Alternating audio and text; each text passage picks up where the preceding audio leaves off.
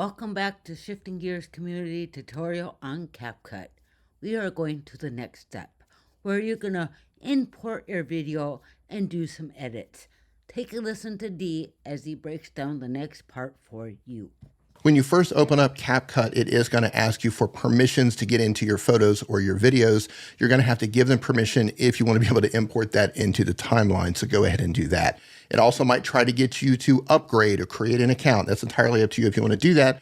But for the purpose of today's tutorial, we're doing everything for free. And one more thing before we get started, I'm using my iPad for the tutorial today so it can fill up the screen.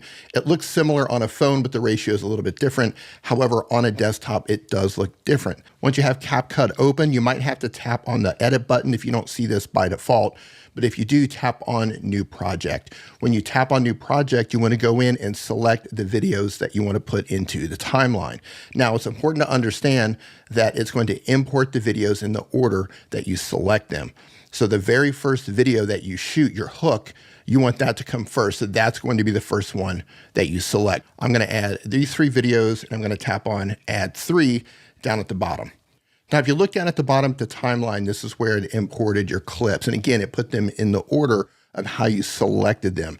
Now, if you put them out of order, if you made a mistake, that's not a problem. All you have to do is press and hold and move it to the left or to the right of where you want it to go. So it's not a problem if you bring them in the wrong order. I do that all the time.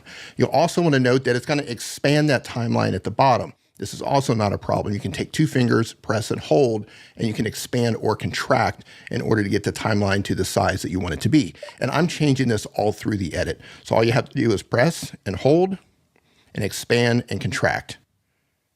So you can go exactly where you want to go and just use the 1 finger to go back and forth, and it's going to move it right along the timeline.